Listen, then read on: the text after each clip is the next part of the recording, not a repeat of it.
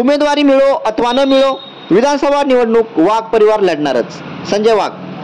शरद पवारांनी मतदारसंघात उमेदवारी द्यावी, कार्यकर्त्यांचा आढावा, बैठकीत दृढ निर्धार. पाचोरा भडगाव मतदारसंघात आगामी विधानसभा निवडणुकीची पूर्वतयारी आणि निवडणूक लढण्याच्या पार्श्वभूमीवर 16 ऑगस्ट रोजी महालपुरे मंगल कार्यालयात पाचोरा भडगाव मतदारसंघातील शरदचंद्र पवार राष्ट्रवादी पक्षाच्या पदाधिकाऱ्यांची आढावा बैठक 4 वाजता पक्षाचे नेते संजय वाघ यांच्या अध्यक्षतेत व नवनियुक्त जिल्हाध्यक्ष प्रमोद पाटील यांच्या प्रमुख मार्गदर्शनात आयोजित करण्यात आली होती. डॉक्टर संजीव पाटील, कार्याध्यक्ष शालिका ग्राम मालकर, भडगाव माजी नगराध्यक्ष श्याम भोसले, प्रवक्ते खलील देशमुख, प्रकाश निकुम, सीताराम पाटील, पाचोरा भडगाव तालुकाध्यक्ष विकास पाटील, विलास पाटील, राहुल पाटील, कुणाल पाटील, अझर खान, अशोक मोरे, सतीश चौधरी, प्रकाश भोसले, हरुण देशमुख, भगवान मिस्त्री, महिला पदाधिकारी रेखा देवरे, सुरेखा पाटील, स्नेहा गायकवाड, बंटी माळी, गोपी पाटील, संजय सूर्यवंशी इत्यादी पदाधिकारी कार्यकर्ते उपस्थित होते.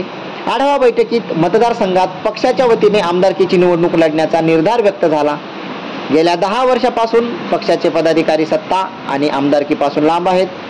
पक्षनेत्यांनी कार्यकर्त्यांची मागणीचा विचार करून या मतदारसंघात उमेदवारी द्यावी, पक्षाचे तिकीट मिळो अथवा न मिळो आमदारकी लढवा, अशी कणखर भूमिका कार्यकर्त्यांनी जिल्हाध्यक्ष यांच्यासमोर मांडली.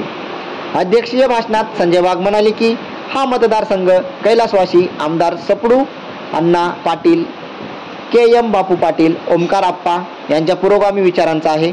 ओमकार आप्पा आणि दिलीप वाघभाऊ यांनी सत्तेत असताना मतदारसंघात सर्वसामान्य कार्यकर्त्यांना न्याय दिला, म्हणूनच कार्यकर्ते आमच्याकडे टिकून आहे. सध्या आमदारकीच्या निवडणुकीला अनेक जण उतावी झाले असून मीच आमदार अशा आविर्भावात वागत आहे.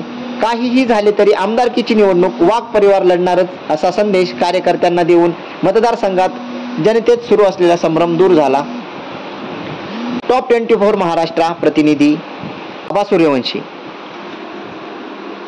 आय बहिणीची आली काळजाची हाक, राष्ट्रवादी होती आहे आमच्या मनात. साहेब सोबती